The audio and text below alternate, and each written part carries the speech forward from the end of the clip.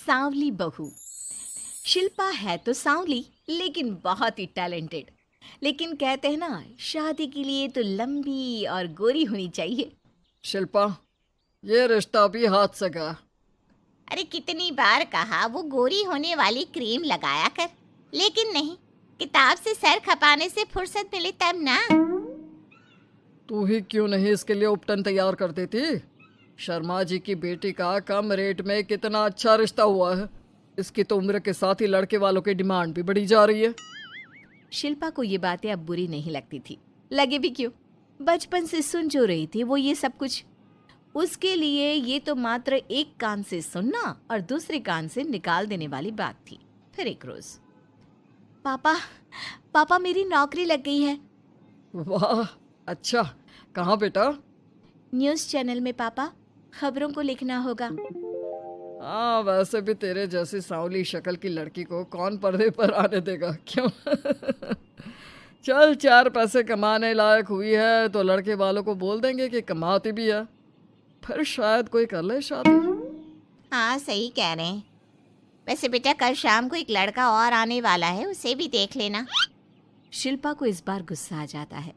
अच्छे news channel में नौकरी लगने की खुशी भी माँ पापा के चेहरे पर नहीं दिखती। अगले रोज ऑफिस से शिल्पा घर आती है तो सामने बैठा होता है हिमांशु।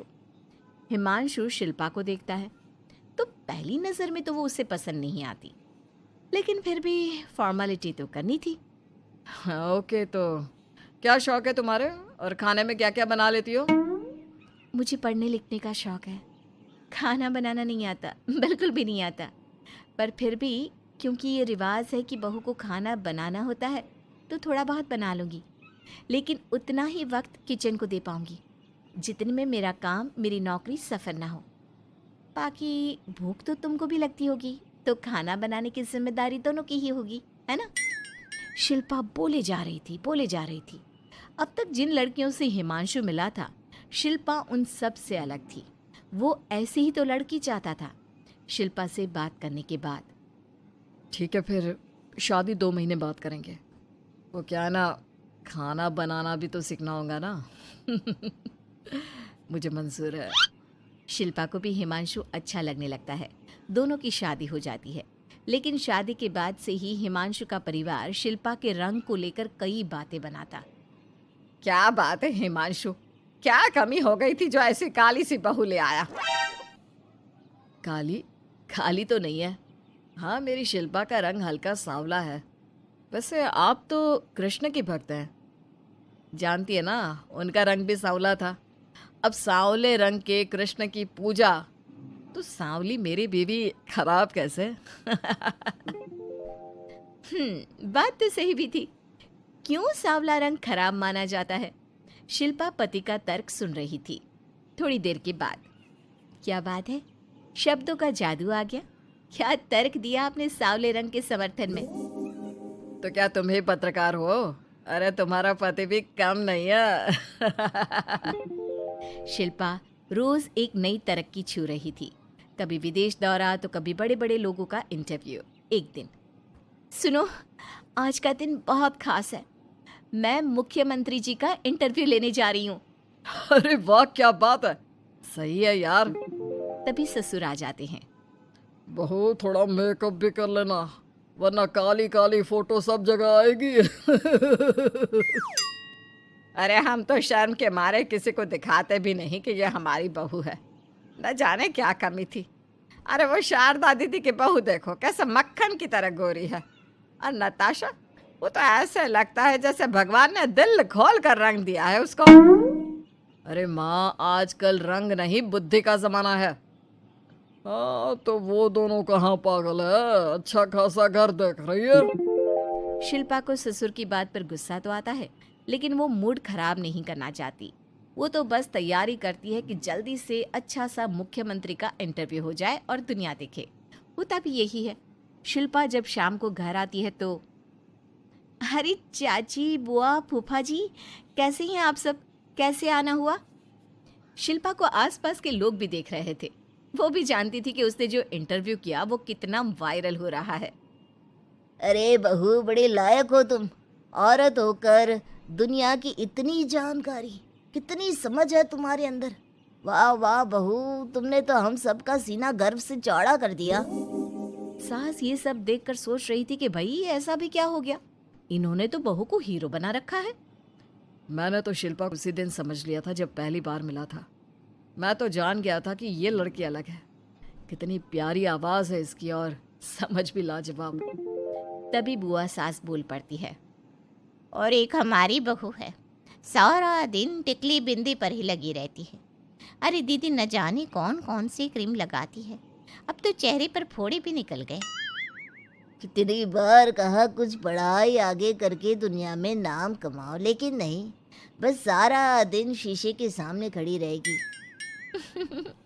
कोई बात नहीं फूफा जी, वो भी किसी की पसंद हो सकती है।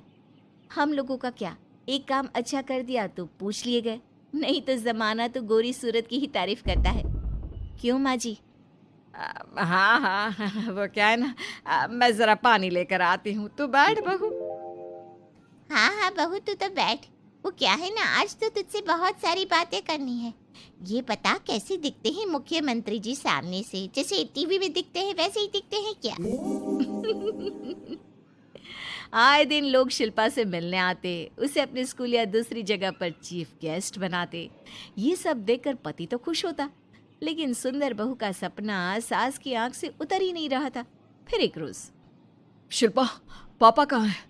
माँ जमीन पर गिरी पड़ी है, वो बेहोश हो गई है। शिल्पा की सास को गंभीर बीमारी हो जाती है और फिर आप लोग अपनी माँ की किसी बात को मना ना करना, उनका दिल कमज़ोर हो चुका है।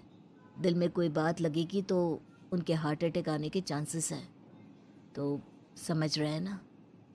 कुछ दिनों में ठीक होकर सास घर आ जाती है और फिर एक दिन, देख बेटा, मैं मरने से पहले एक सुंदर बहू का चेहरा देखना चाहती हूँ। अरे मैं नहीं चाहती कि तू इस काली कलूटी के साथ रहे, छोड़ दे इसे। अरे कल को तेरे बच्चे भी ऐसे काले पीले पैदा होंगे और फिर हमारा खानदान देखने लायक नहीं होगा। शिल्पा सुन रही थी, वो परेशान हो रही थी। वो सोचती है कि एक बार वो अपने पति से बात करके देखेगी। सुनिए ना, मुझे आपसे बात करनी है। मुझे भी शिल्पा, मैं माँ के बिना नहीं रह पाऊंगा, तुम समझ रही हो ना। शिल्पा को दुख होता है, लेकिन वो क्या करती। वो हिमांशु को तलाक देने का सोच लेती है और फिर शिल्पा, माँ की हालत फिर खराब हो रही है, क्या करूं? माँ को सबसे बड़े अस्पताल में भर्ती करना होगा। लेकिन वहां तो बेड के लिए बड़ी बड़ी सिफारिश करनी पड़ती है।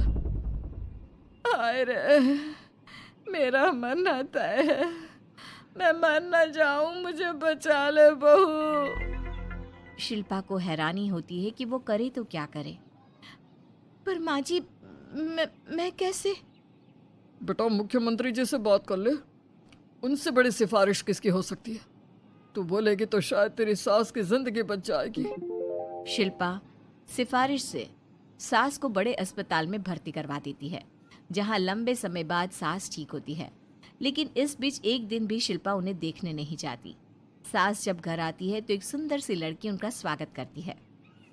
ये कौन है और शिल्पा कहाँ है? मुझे तो मेरी बहू ही चाहिए।